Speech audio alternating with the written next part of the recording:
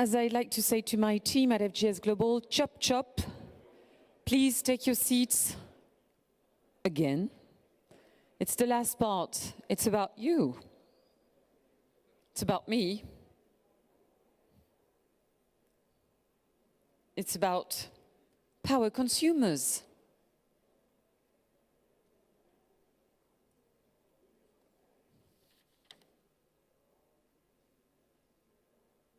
It's about the taxpayers as well.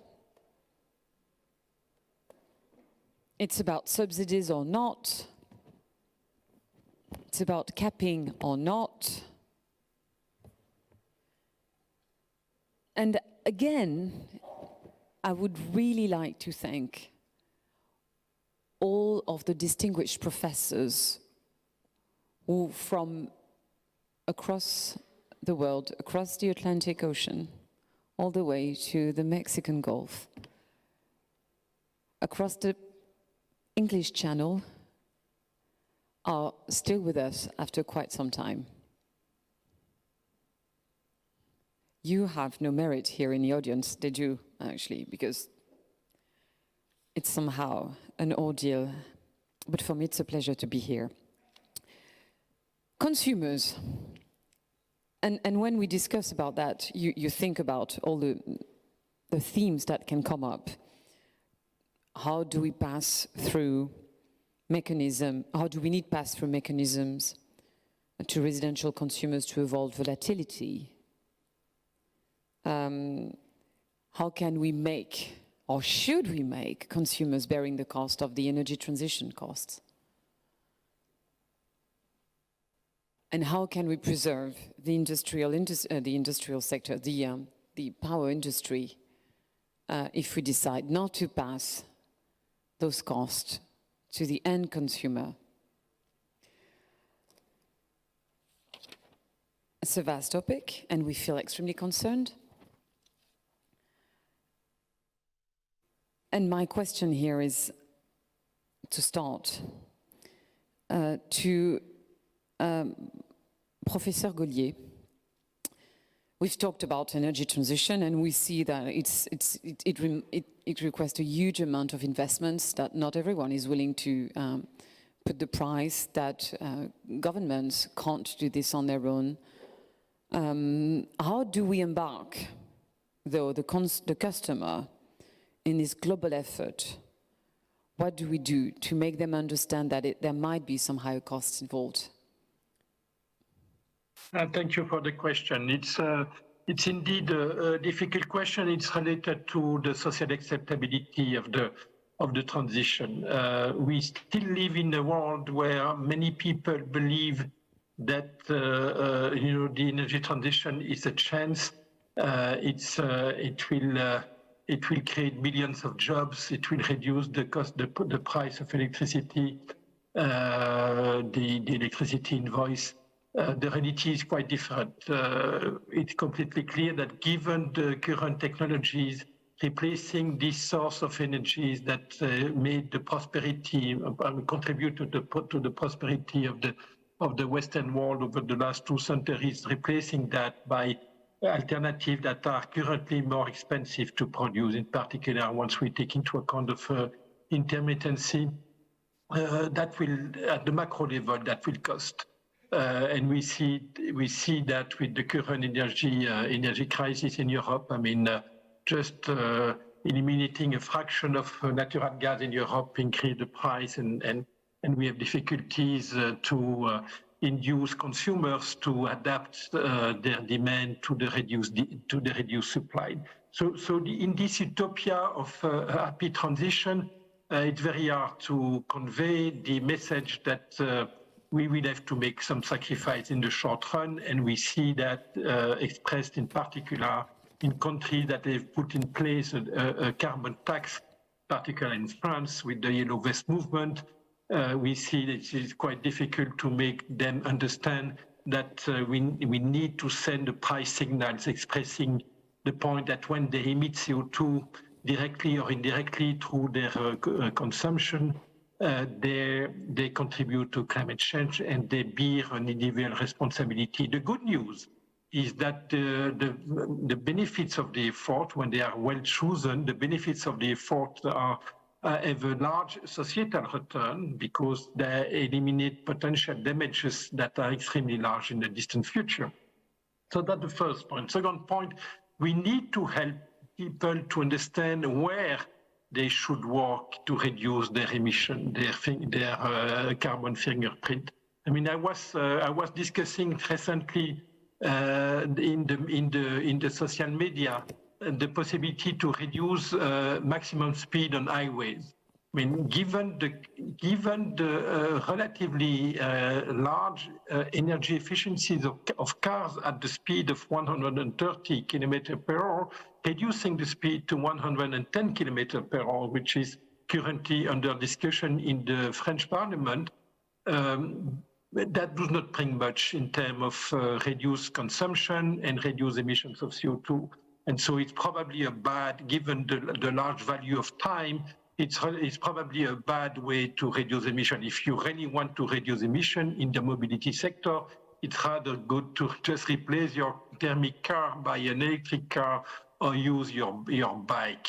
And so we need price signals, and if we are not able to send the right price signal for social acceptability reasons, at least we should convey the right information about what should be done by the people to contribute to reducing their emission.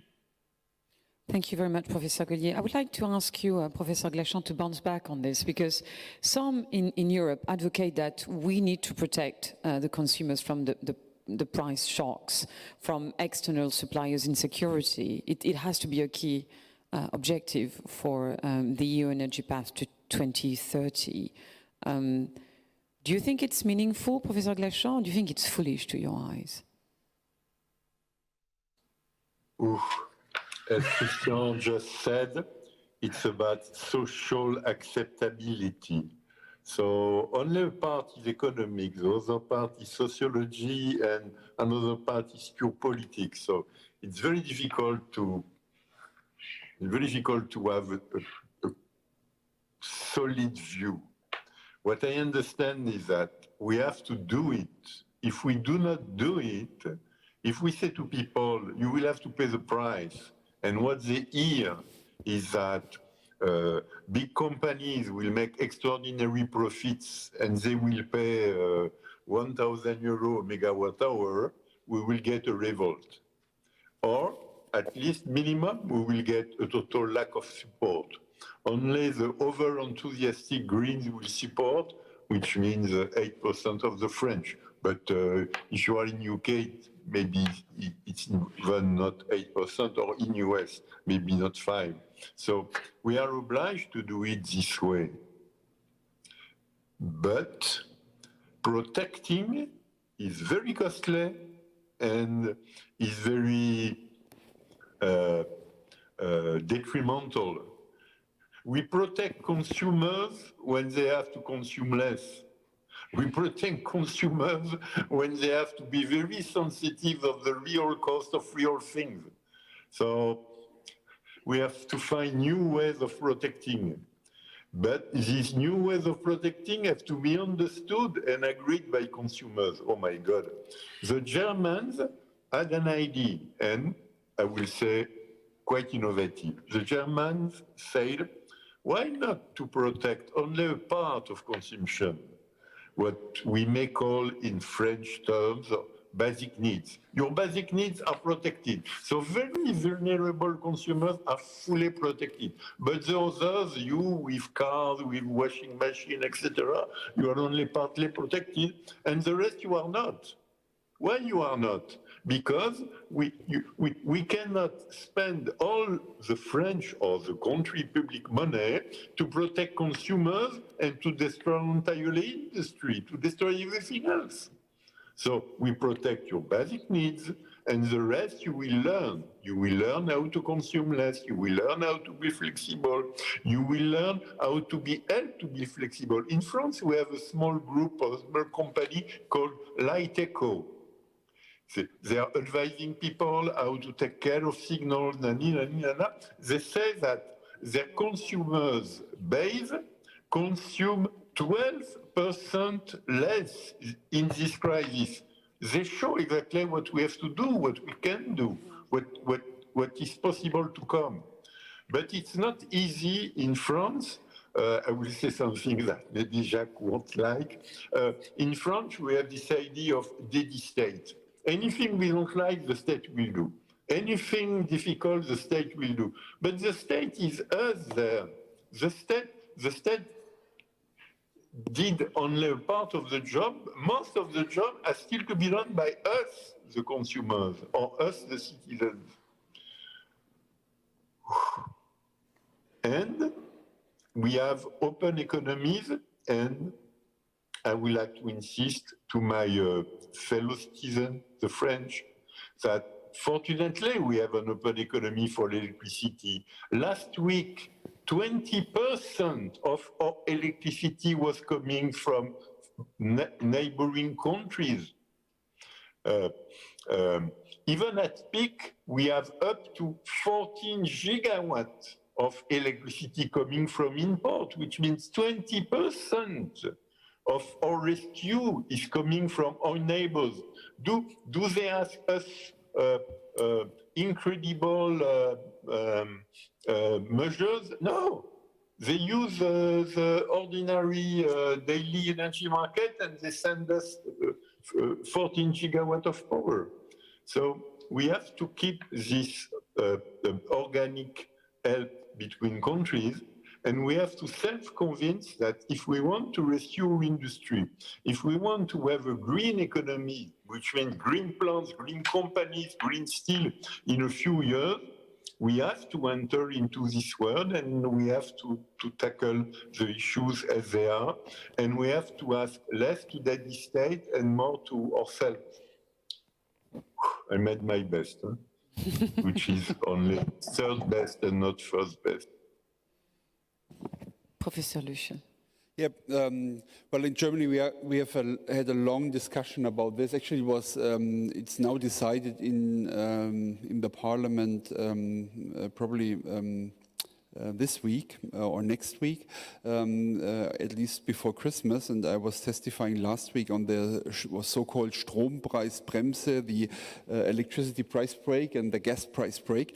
And I think this is, let's say, in terms of communication, that was not so good, because in the end it's not a price break, but it's actually trying to solve the problem of bringing down the costs to consumers and industries, but keeping the prices at the original levels. So it's exactly not a price break. And the idea behind is that we need these price signals as incentives for households and industry, and we don't want to interfere with that. On the other hand, we know that these costs are so substantial. In the German case, almost 20% of your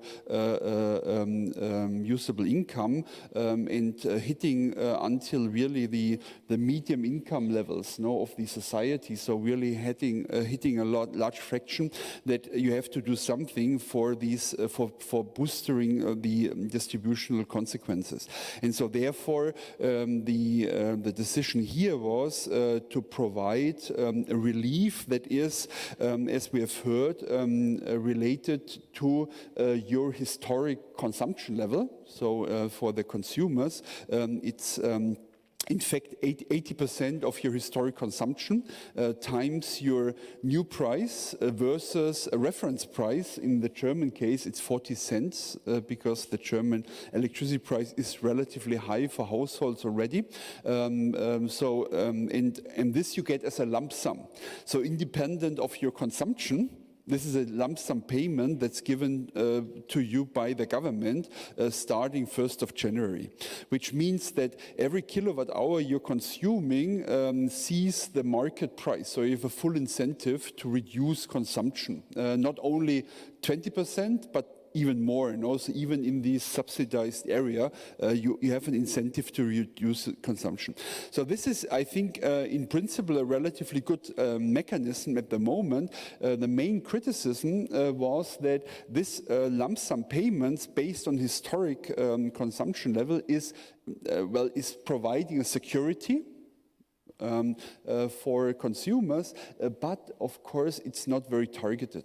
And the problem in Germany is that in principle you do not know who is actually your customer.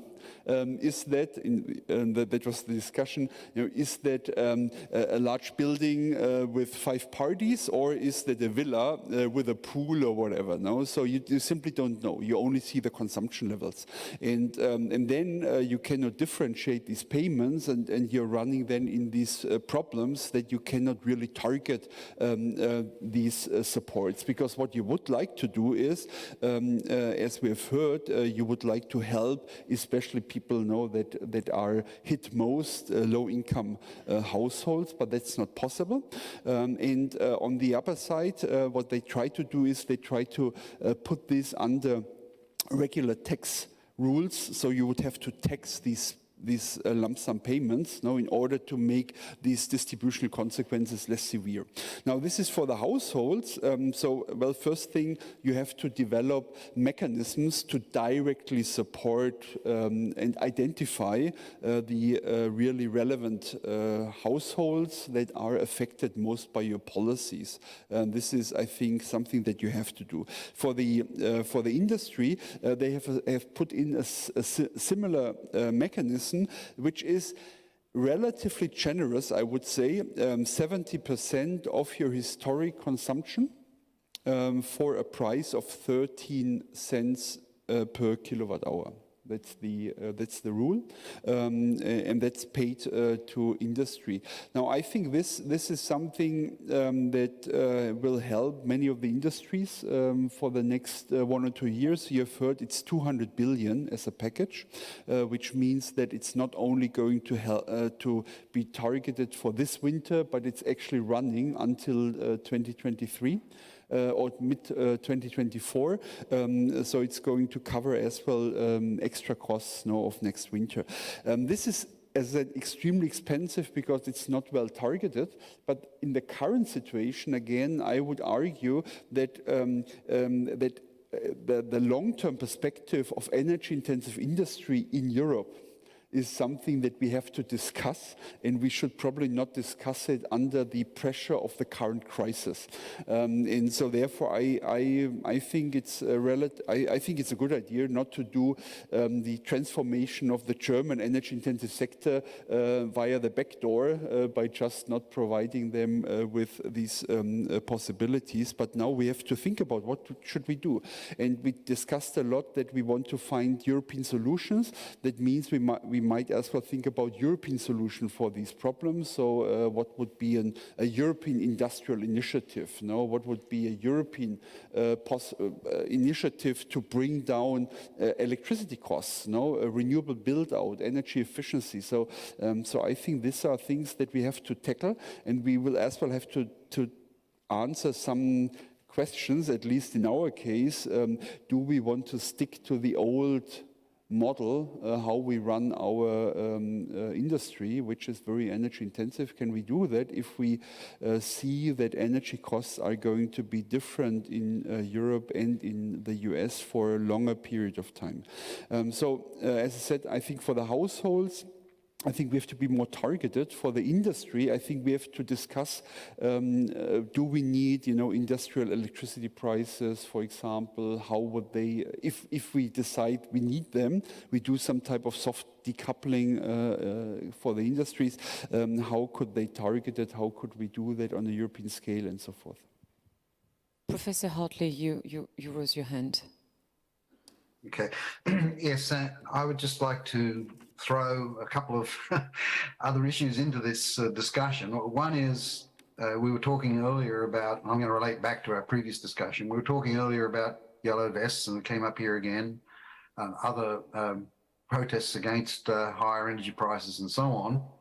And the point I was just going to make there is that part of the reason I think that a lot of governments have gone to policies like renewable mandates and picking winners and so forth, like we discussed earlier, is because they want to pretend that they can do all these things without prices rising, that everyone can say, oh yes, generating electricity with wind and solar, that's good, This is very environmentally friendly and so forth, but it's a way of also hiding the costs and not taking responsibility. Sort of the first point from the politicians. Second point I want to introduce to the discussion is we're talking here about people in the developed world, of course, Western countries, but you know, if we start to think about what are the real issues when you talk about these environmental questions, particularly the ones that are global in scope, it's all the very high population developing countries.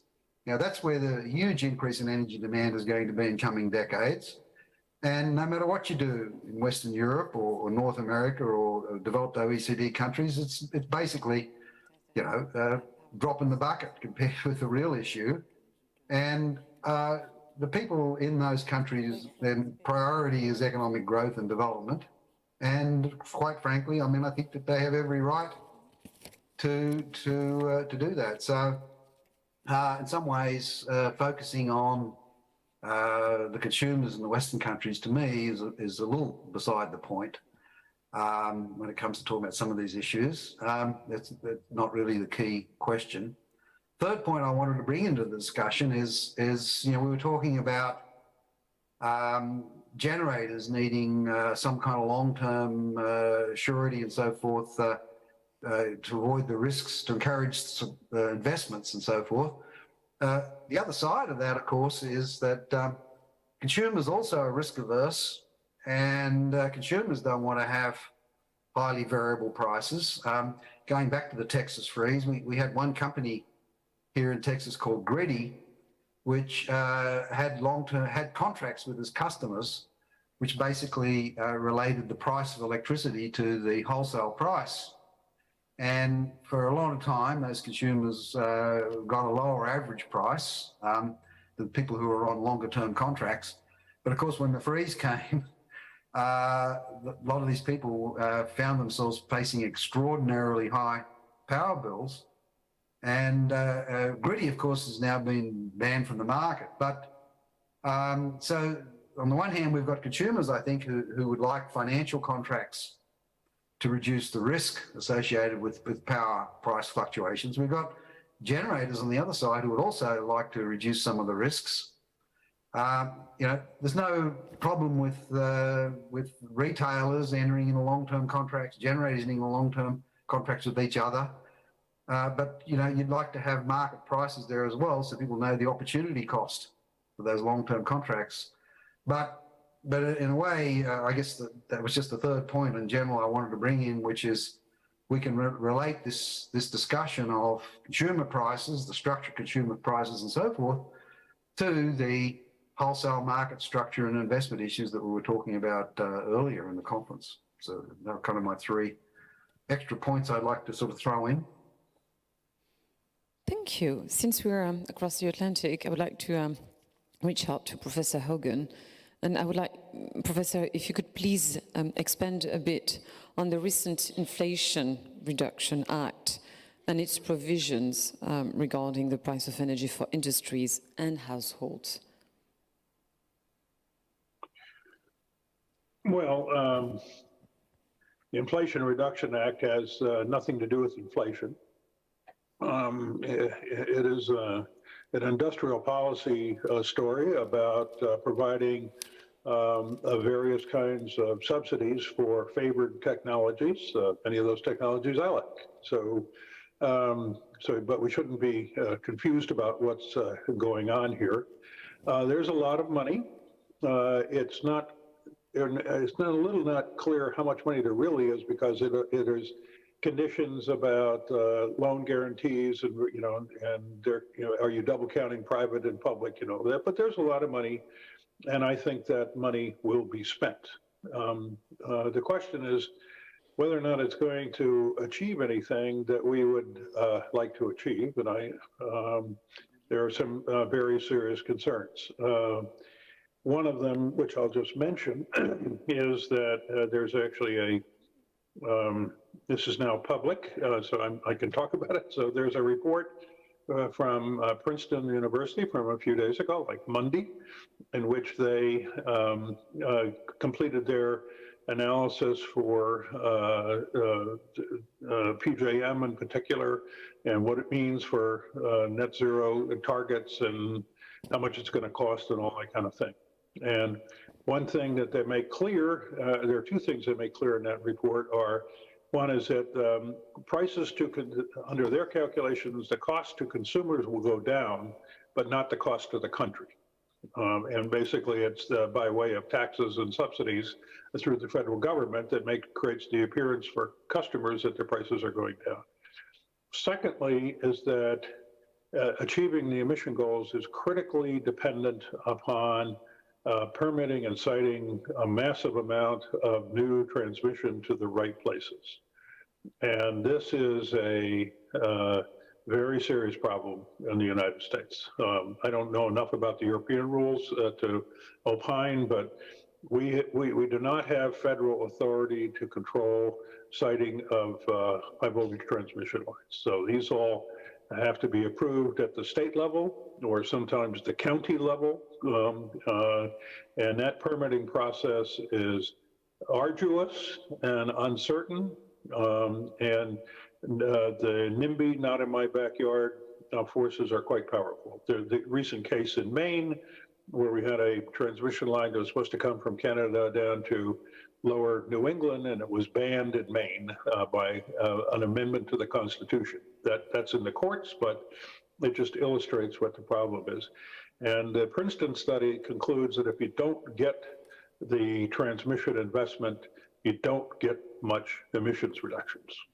You get a lot of expenditure, but you don't get what you were trying to accomplish in the first place. And so I think it's it's going to set. We're not going to change that. You know, the Waxman-Markey failed, and it took 12 years to get to this. We've had a long political debate. That political debate is over for the moment. Now we'll have to see how it plays out. There is no guarantee that we're going to get the optimistic outcome that people would like, and we're going to spend a lot of money. A lot. Thank This you. is speaking on behalf of Bill Hogan again, not any other live human. So. Okay. Thank you very much. Professor Gollier, you rose your hand. Yes, and as a reaction to Bill's comment here, and also a view on Europe. I mean, in both cases, we see politicians trying to protect consumers and asking the industry to do the job.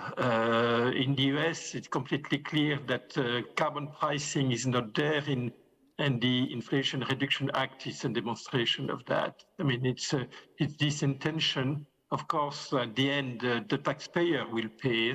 But the idea that we can protect the consumer and ask the industry to do the job is a bizarre view. I mean, at the end of the day, the increase in cost will be transmitted to the consumer. You know, in Europe, we had this Fit for 55 package discussed in the Parliament last spring, and same idea. I mean. In this package, there is a proposal to impose a European carbon price on mobility and heating systems. And in the Parliament, the European Parliament limited this second ETS on those sectors for only for firms. So consumer will not to face this carbon price, and the Parliament.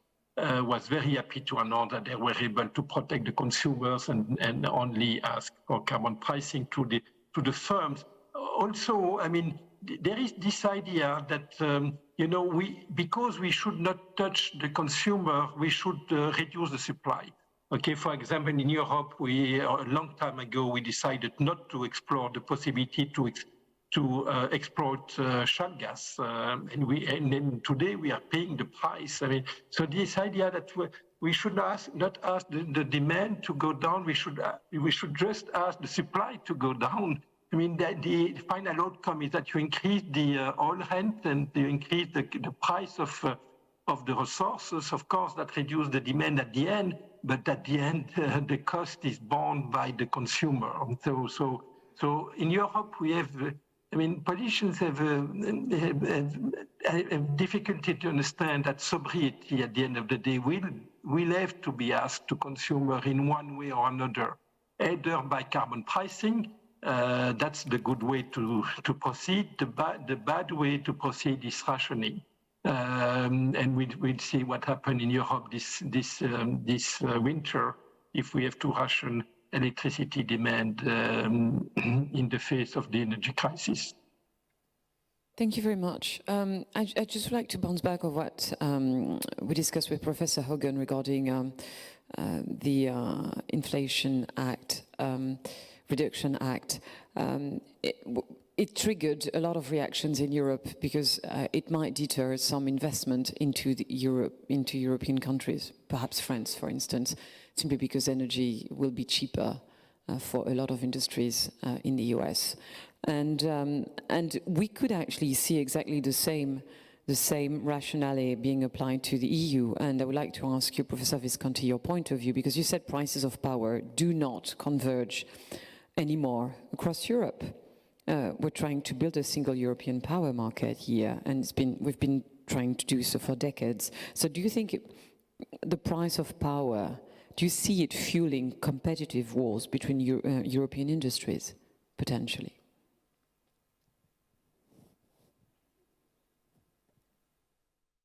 We've lost everyone. The main objective of the European Union was, since 2003, was to promote the convergence of prices across Europe and the creation of the unique European electricity market. And for this reason, we changed the way in which we manage interconnection, creating market coupling, all this experience that now is functioning quite well. So the interconnection increased and the exchange increased.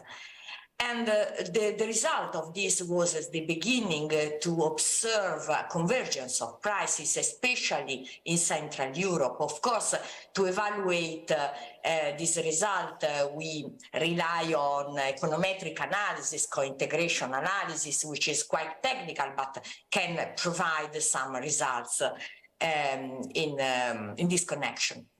But the advent of RES, one of the results we have observed empirically, is that the prices ceased to converge.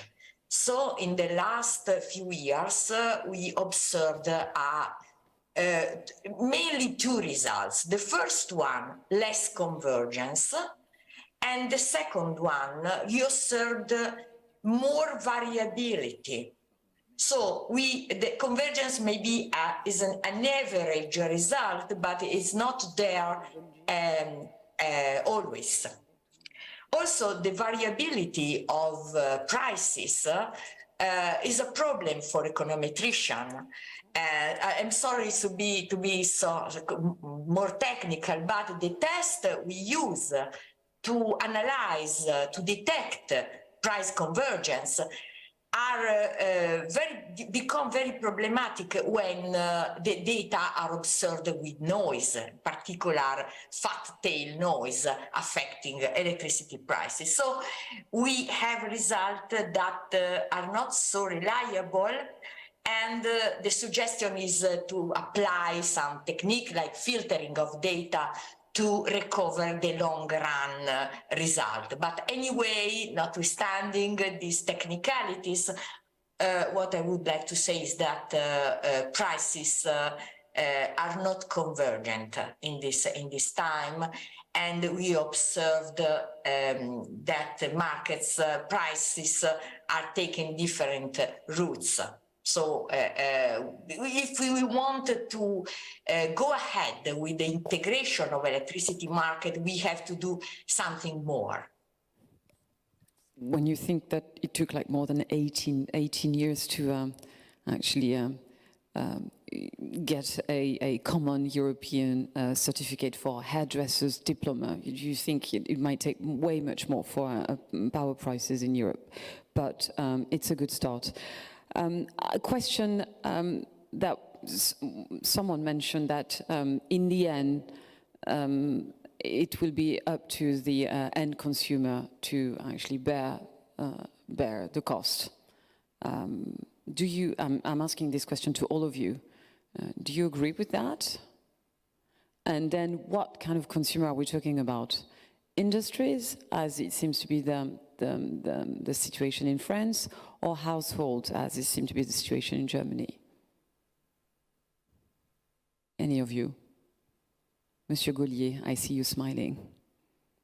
Floor is yours. Yes, I mean, who else could pay? If it's not the consumer, the first, but the firms have, the ownership of firms are the people, are the taxpayer. If we cover the expenses through subsidies, at the end of the day, that's the people. I mean, there is no other economic agent than people can bear cost at the end.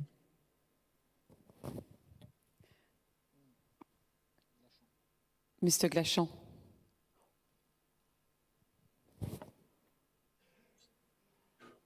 Unfortunately, I was born in the working class, so I know working class and I love it. And it still thinks they can be far left or far right, because they are the same people in the same family. But they think both that companies or banks are making the money, and they will stop it, and they will put all the costs on banks or companies, except if they are state companies. If they are state companies, we need only to have a good president, a good prime minister, and they will deliver.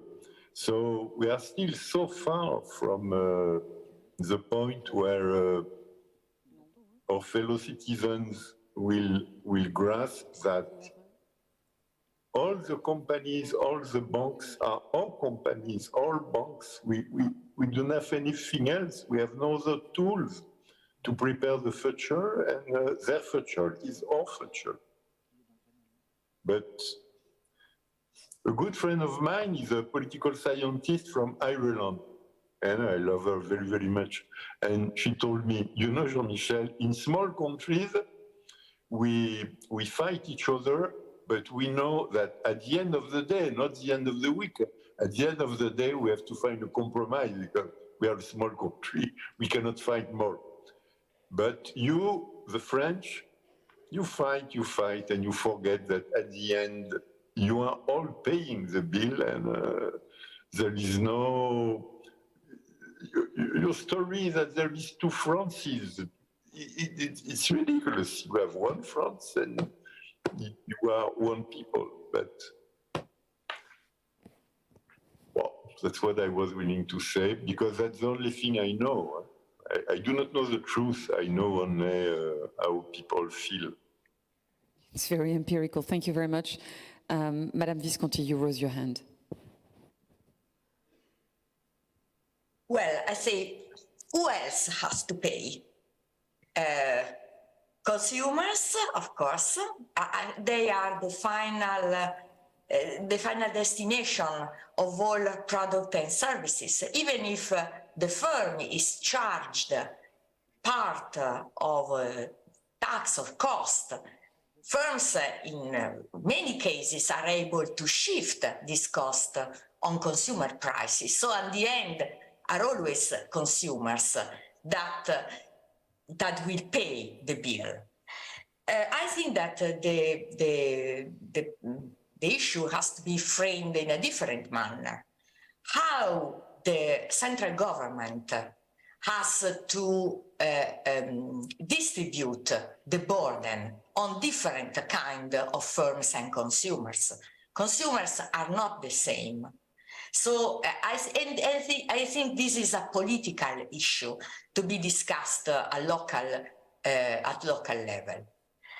Also, there is a nightmare scenario in front of us. because richer consumer can build their own photovoltaic plants and maybe buying their cell battery in the future and detach from the grid. In the US, this is a concern already analyzed and studied. It is the so-called grid defection.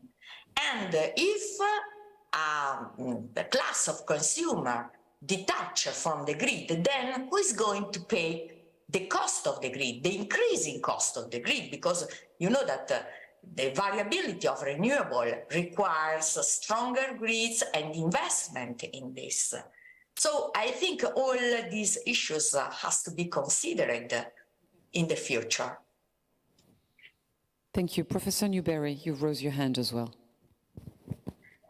Yes, we're in a wartime situation, and in a wartime, usually markets don't serve their usual function. Rationing is the normal response if you've got a reduced supply, and we look for acceptable equivalents of that. Now, the German solution of a percentage of your last year's consumption at a lower price, I would replace it with a fixed amount of kilowatt hours per household at the ideally linked to the price or the cost of the low carbon alternatives. And that has the advantage that it also reduces consumer bills. The average bill is a large element in the consumer price index. And actually, we are concerned about an inflation reduction activity because inflation has consequential impacts on strikes and workers' pay and the ability to then invest in the future. As to who pays, if you can reduce consumption, then essentially gas exporters pay, or they don't get such high prices. And that sounds a much more politically attractive deal. Otherwise, the politically expedient solution is probably the next generation pays because we borrow against the next generation. That's the selfish political solution. I don't find it ethically very attractive. But I think one should distinguish between the short-term reaction to a war and the longer-term transition to the low-carbon future. And those are really quite separate things. Thank you very much. Professor Hartley, you rose your hand as well. And that will be our last, I think, our last intervention.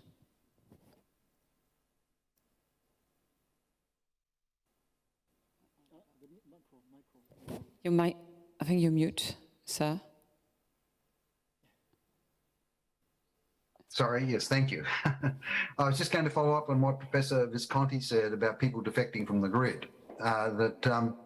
You know, this is all our discussion on retail prices, I think, so far has been about the level of prices, but critical issue there is the structure of prices is also important, and particularly when it comes to self-generation with PV, you know, we have retail prices that don't reflect the fixed versus variable costs. In fact, what we tend to do at the moment in most countries is charge fixed costs as a per kilowatt hour charge, which gives people an artificial incentive really to self-generate and defect from the grid, which then means those who are left behind or those consuming more from the grid have to pay a much bigger proportion of the fixed costs. This is a particularly important issue she mentioned in the US, but where it's really important is in Australia, a very sunny place like Australia, where it's very easy to generate a lot of power with PV, right? And they're finding now in some of the major cities in Australia, there's so much PV, it's imposing lots of costs on the rest of the system, having to cope with all the generation in the low voltage part of the network. People's equipment actually is being damaged by too high a voltage coming from some of the PV. And as we say, the belly of the duck curve, in Perth, the belly of the duck curve is about to hit the ground. In other words, more generation from PV in the middle of the day than total demand. So if you don't have the right structure of retail prices, it also doesn't send the right signal for people to purchase power from the grid versus self-generate. But I think it's also a very important issue. Thank you very, very much. Normally when I moderate a conference, I sum up very briefly. I just can't do that today. I'm so sorry. It's too dense. There are too many topics being mentioned at the same time. But there's one thing I would like to do is to thank our esteemed panelists, because it took a lot of their time and they stayed on and they contributed, they played the game by the rules, and for that we have to thank them. Thank you very, very much, Professor Visconti, Professor Hartley, Professor Glachant, Professor Gollier, Professor Hartley, and last but Professor Creti, Professor Löschel, and Professor Hogan, of course. I think did I miss someone? No, I don't think so, I did. Everyone is here. And I would like to thank also Frédéric Gonan, because he's the one who organized it all. Thank you very much, Frédéric. Yeah, just a few words. Now we can welcome on the floor Yvan Faucheux and Valérie Plagnol, who are both commissioners of the French Energy Regulation Authority, for a takeaway. We could say this a key takeaway, a keynote takeaway. That's a new figure. Thanks for being here with us, and I give you the floor. Thank you very much indeed. Thank you very much. And this will be a very short intervention and a short takeaway, and definitely a partial one as far as I'm concerned. And at the risk of stating the obvious here, I would be tempted to draw from my own experience and background on the markets and apply the famous Mundell-Fleming trilemma, transposing it as follows. We are faced with a particular accuracy to the challenge of what seems impossible to reconcile our commitment to both energy transition while preserving our security of supply and affordable and competitive price altogether. There is no ready economical or technical solution, and I think somehow this panel has showed how difficult that is. Fulfilling these imperatives simultaneously sets the current energy crisis apart, I believe, from the previous oil shocks that we had in the 70s. Both crises truly then and now were triggered by geopolitical crisis, but they differ radically in the sheer size of global demand on one hand and on the need to address the challenge of climate change. So faced with the sudden and almost uncontrollable price shock, markets' ability to address the situation have been questioned deeply, resoundingly, and I would say at every level of the value chain. The panels today and our discussions have addressed this question extensively and indeed expertly. Whether we come to a definite conclusion is probably ahead of us, but I would like to draw at least a couple of these conclusions. Since the beginning of the crisis, the short-term market have proved both resilient and effective in sending the price signal that ensured adequate supply of energy from new sources of supply in the short run, while pushing all types of initiatives towards accelerating policies meant to increasing the share of renewable or mix energy in the energy mix, and trying also to reduce consumption. And to a certain extent, they have achieved that goal. However, the cost of such a shift in the short run leaves the most vulnerable consumers as well as our industries faced with unbearable costs. And, you know, we cannot be with a medicine that cures the sick at this point. So it cannot be sustained whether it is with or without government support. So I believe that somehow there is a consensus to support the view that this crisis is indeed an opportunity to revisit the market design, probably question part of this equilibrium in the long run, and improve its stability towards consumers, towards also the transition into energy. And that's where I leave the floor to Yvan for the next step. Okay. Thank you. Thank you, Valérie. Thank you, our distinguished panelists, and thank you also, Frédéric, for organizing this meeting. From a regulator point of view, there is always some key question. What do we know? what can we know by digging out some elements out of the data and what is unknown and is part of risk. And I would say that today there is a lot of material collected, and I'm sure that Frédéric will be able to make it understandable for a commissioner, which is a huge task. What I take away today, first, on the long-term instruments, there are pathways opened on how to design a market with a long-term signal to investor and hedging mechanism for customers, addressing the volatility of the electrical market, which is a huge volatility. There is still a lot to be assessed, but there is a strong background of analysis, so I would say that this is where we have to dig out some data and some analysis. The side of the debate is nevertheless covering more or less the question of the body responsible for the design of the long-term mix. Either a public agency with a strong question mark of its capacity to process information with strong uncertainties, as Professor Gollier has mentioned, the future is very uncertain. Either we can rely on private agents, but the creation of a liquid and sufficiently active market for long-term products is a cornerstone. The other question is the coexistence of a volatile day-ahead market, which will remain very volatile, and the forward and the long-term segment. Do they have to be fungible? If yes, how do you make a fungible market with a central actor? And will liquidity be affected by technological segmentation by a central actor? Secondly, this is the issue of the feedback loop to the final customer. And I must admit that this is a blind spot of the technical debate, but unfortunately, this is a high spot of the political debate. And it's a key issue for a regulator in charge of defending the consumer, the fragile consumer, the household, and industrial exposed to international competition. Either there is a faith in the competition to transform long-term contracts and long-term signals to retail contracts with a hedging adapted to this customer. But we have to bear in mind that in a pure competition system, there will be a strong need for post-market redistribution system, or in the retail market or outside the retail market.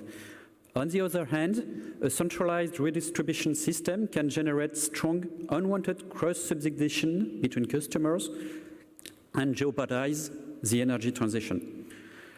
I would end with a remark, and this is not a takeaway. There is still there is an elephant in the sacristy, as we say in Quebec, nuclear, which bears strong dynamic constraint for the day-ahead market.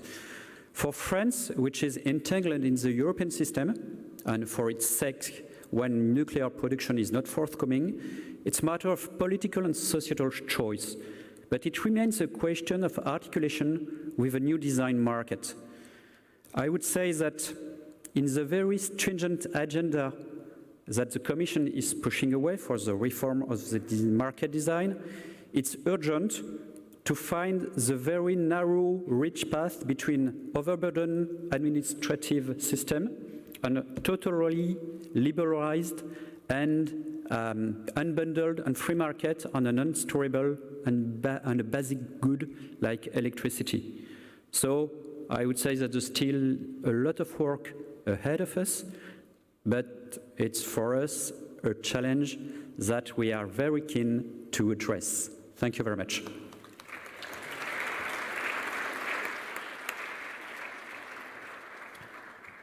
Thank you very much. You're free to go now. Thank you very much. Thank you again. Ah, pardon, Madame Vargon. Oh, no, I feel free to go. No, I'm so sorry. You definitely are free to go. And I would really like to thank you for staying during the whole afternoon, because it was both very interesting, very challenging, and very technical at some points, and so very high level. I would like to begin by really thanking our academic panel, and I would like to thank every one of you. I don't see them. I don't know if they're still connected or not, but I would really like to thank David Newbery, William Hogan, Anna Creti, Jean-Michel Glachant, Christian Gollier, Peter Hartley, Andreas Loschel, Jacques Percebois, and Lucia Visconti for their contribution.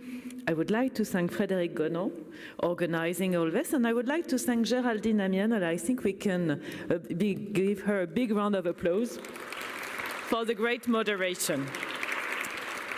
I'm not going to go through the debate again.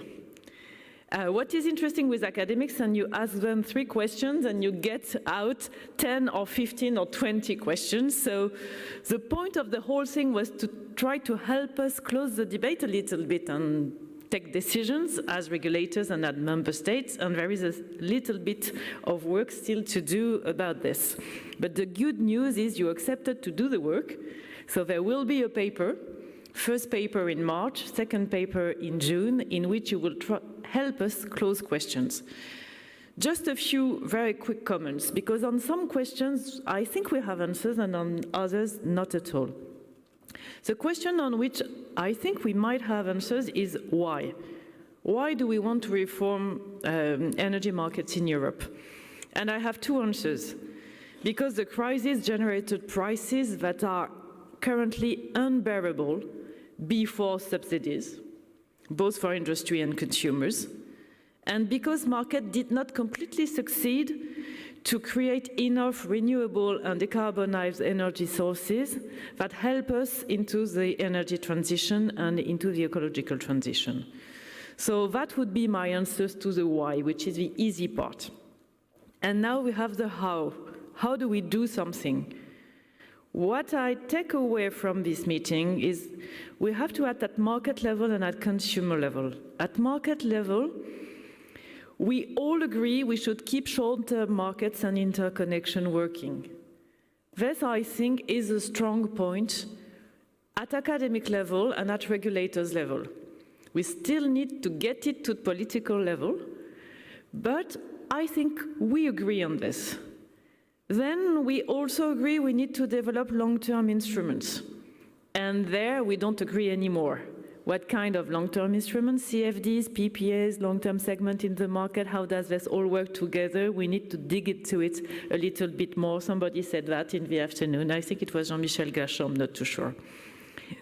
Then we see how it works with other instruments in the market, capacity support, how does it work with all this? And carbon reduction instruments. Carbon ETS, a carbon tax, taxonomy. Is this all going in the right direction together, or is this interfering? So can we defocus from our energy market point of view and try to see it in the bigger picture? And then at consumer level, this is where nobody agrees anymore. Do we want to protect every particular consumer, or only some of them, or only part of the consumption? What does it mean protect? Because if the consumer is not paying, then the taxpayer is paying. So what kind of protection do we mean? Do we need a signal? And there was a big consensus on the panel saying we need a signal for sobriety, a signal for decarbonation. But is the signal acceptable? Acceptable by everybody, acceptable by high revenue people, less high revenue people? And then what do we want to do with industry? And I think it was interesting to hear, I think it was William Hogan saying, well, IRA has nothing to do with inflation, it's basically support to industry. So how do we support industry at European level? And how do we balance industry and final consumer? So that would be my way of bringing in remarks after these remarkable panels.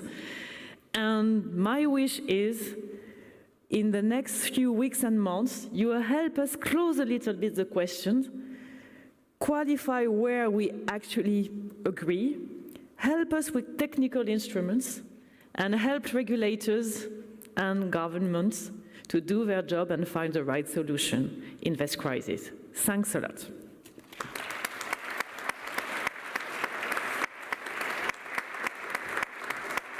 And now you're free.